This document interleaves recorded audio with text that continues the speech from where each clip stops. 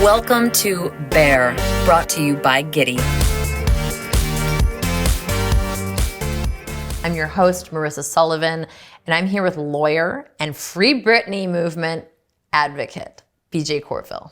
So how does this feel? This amazing news for Britney Spears and for the movement, Free Britney, and everything that you've been working for. Well, this was my first time being part of a global socio-political movement. So I'm very excited that, what we set out to do, we did. The name of the movement is Free Britney, and we freed Britney. She is free. The important thing is that Britney has full restoration of what never should have been taken from her, which is her human and constitutional rights. Britney, as most of the world knows, has been under a conservatorship for 13 years of her life, with her father, Jamie Spears, running the show, and her family and controllers. And so that's what we're here to talk about.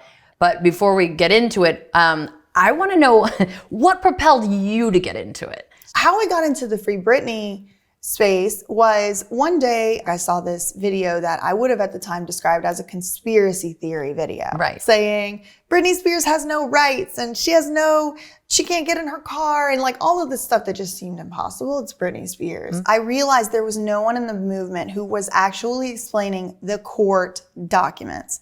There's a lot of people on Instagram talking about yellow shirts and blink 2 times and a lot of this stuff. Symbolism within her Instagram posts, right. Which I'm not even dismissing that. Yeah. But that's not my area of expertise. As I started reading these documents, more and more and more documents were actually being filed in the case faster and faster. And you were explaining all of this to the public, correct? So I started first on TikTok, and then I realized I needed a longer form than 60 seconds. So I went to Instagram. Okay. I started doing all these live streams on Instagram, just reading documents, doing investigations, finding different leads and clues. That's kind of just where I fell into the movement. I looked up the actual court filings from Britney's conservatorship from February 2008.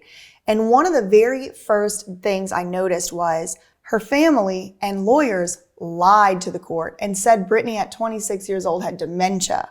And this could happen to anyone. There wasn't even a doctor's report that said that. And they knew what they were doing because of what you're explaining. That's correct. She perhaps did have a little bit of mental health troubles. Yes. Maybe it's speculated it was postpartum or, I'm not a doctor, so I don't want to get into too much speculating.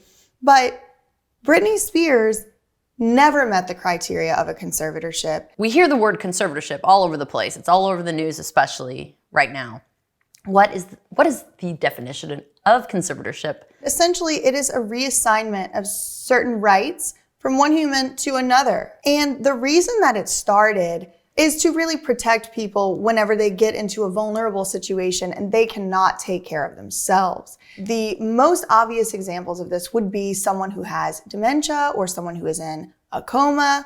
As you can see, some states have applied the threshold a little loosely and put people into conservatorships that probably should never have been put into conservatorships. This isn't just Britney. This is older people, vulnerable people you've never heard of who are going to die alone and afraid without their family around them unless we all start to wake up that this is going on in every single state. Conservatorship is supposed to be used as a last resort.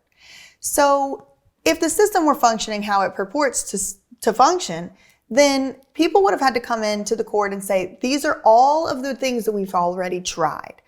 And one such thing could be something called supported decision making. And that is something that many states do implement instead of a conservatorship, which is legally taking away someone's rights. Control, yeah. It's taking someone's rights, saying you are not good enough for your own human rights and your own constitutional rights. Give them to me because I know better than you. If someone were controlling me and all my finances, and let's not fail to mention that she says that they had her have an IUD inserted, intrauterine device to prevent pregnancy. She's not allowed to have kids. She's not allowed to marry. She's not even allowed to drive a car. If I was being controlled and being told I couldn't have kids and, like my money is taken away and you are literally feeling like an imprisoned slave in your own home. Not only that, you would feel pretty imbalanced. Every yourself. single thing you just said, I completely agree with. And then add on top of that, when Britney did not cooperate with the people who were trying to control her, they intentionally psychologically manipulated her through the use of prescription drugs and with the help of doctors. And she said lithium, correct? Lithium. I have had friends who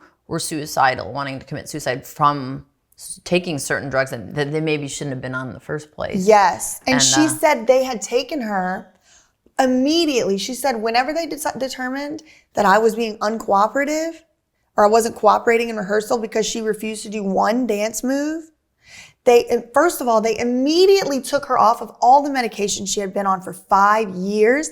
And immediately she said, and I quote, the next day, put her on lithium. So anyone who's taken literally any medication every single day for 5 years, stopping cold turkey alone has a really serious effect. Your entire body goes into a shock and sometimes withdrawal. The side effects are the same as when you started a new needed it in the first place. And they did it at the same time. They took her off of all of her medications that she was on, and then they put her on lithium, which has horrendous side effects and is also supposed to be, from what I've read on the internet, a medication of a last resort. You don't go immediately to lithium. You go to lithium after other things don't work. So overall, what lessons have you learned through going through this, just for women's rights, sexual health rights? Like, how do you, this is historical. This is going to be talked about for years and years and years. So a big lesson I've learned from this case is that there's such a large intersection, like I imagine it's like this Venn diagram, which is such a huge overlap of women's sexual health and women's mental health. Because I notice, even in my advocacy for Britney, that mental health is weaponized against me, right? Oh, she's just crazy. Oh, and her faces she makes, and she's too loud. And it's very easy for society to dismiss women whenever we're advocating for ourselves, for each other. And that extends very naturally into sexual health, because it is unacceptable that anybody in 2021 thought that they could bring Britney Spears to a doctor and put an IUD in her body and then nobody wanted to take it out. It's absolutely unacceptable. But in that little group of people, someone had to bring that idea up. Somebody else had to agree. A doctor, nurses, people had to come in and get involved. And the reason that they all were comfortable doing that is either that they're corrupt and horrible people, which I think is too easy of an answer. I think the reason is most likely that they were convinced that she had a mental health problem that made it acceptable to take away her bodily autonomy. That is not acceptable. What has this movement kind of brought into the spotlight, like as far as women's health, women's rights? Like, what are we going to learn from this? So I think something that we should learn from this is that even though we don't have these same type of asylums and things like we used to in the yellow wallpaper type of situations, we still have a terrible, terrible pattern in at least our country of people attempting to control women and control what we say and what we do, our bodies, our choices, our clothing, our words, everything. It all kind of comes down to control. And I think something that we should all learn, I try to, remind myself of this lesson, is we don't actually have a right to control other people. We don't have a right to tell other people what to do. She compared her situation to sex trafficking. And she said, that all of this was going on, and a couple times here and there she might have used a curse word. Well, there were all these media stories about how she needs to be professional in the courtroom to be taken seriously. And I'm like, hold on.